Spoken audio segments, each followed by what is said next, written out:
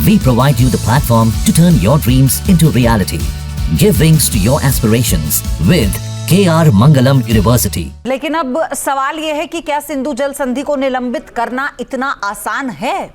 क्या भारत सिंधु, झेलम और चिनाब नदियों के पानी को तुरंत रोक सकता है? अगर हाँ, तो फिर ये कैसे होगा और इसमें कितना वक्त लगेगा?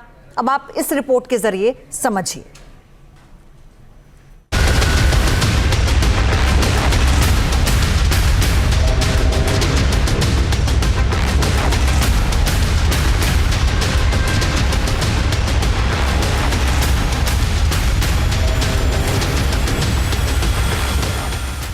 आतंकियों को पालना कितना महंगा पड़ सकता है, ये बात अब शायद पाकिस्तान को समझ में आ गई हो।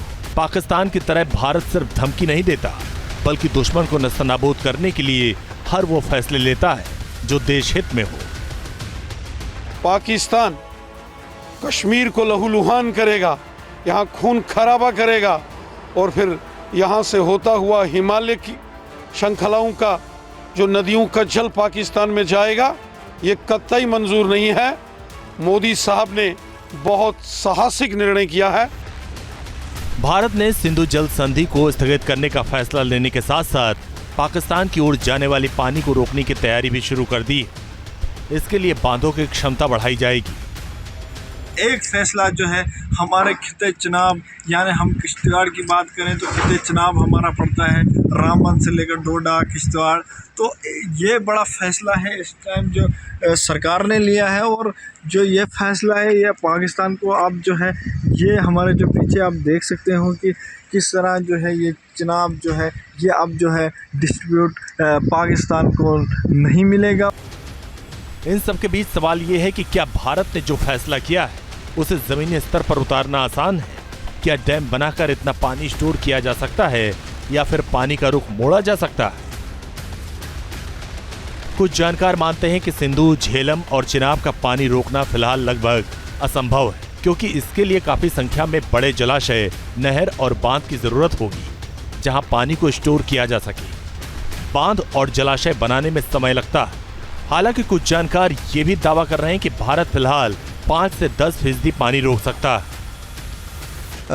शॉर्ट टर्म, लॉन्ग टर्म और मीडियम टर्म की बात हुई होगी, तो उसमें बहुत सारी चीज़ें हो सकती हैं। ईस्टर्न रिवर में जो है हम लोग जो हमारा पूरा पोटेंशियल है, कुछ पानी अभी भी काफ़ी कुछ पानी जो है बरसात के दिनों में कुछ पाकिस्तान जाता है वहाँ से, तो उसको रोकने के लिए बहुत सारे प्रोजेक्ट ऑलरेडी भारत सरकार के विचाराधीन हैं और एडवांस स्टेज में हैं। जैसे उज प्रोजेक्ट है और Shahpurkandi dam project already commission हो चुका है रावी के ऊपर, और इसके अलावा सेकेंड रावी ब्यास लिंक की बात है और उन सब चीज़ों पे भी कार्रवाई चल रही है।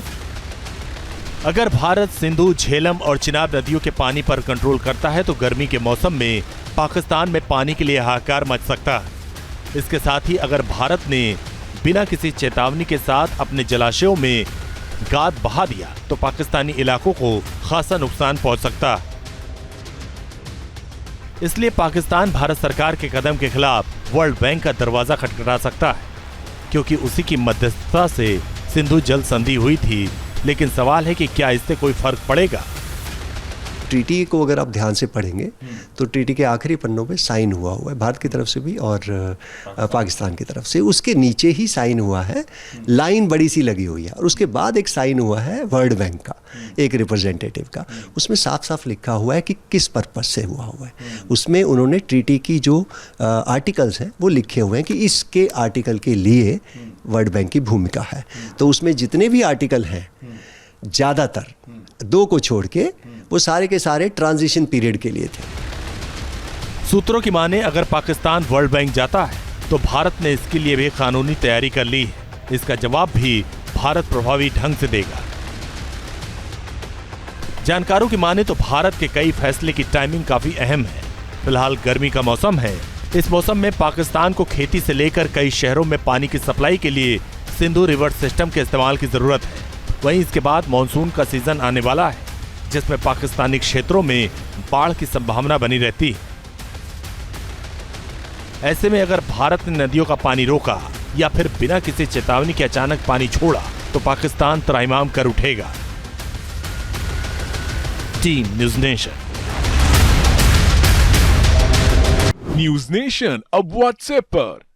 खबरों के ताजा अपडेट के लिए न्यूज नेशन के इस QR कोड को स्कैन करें।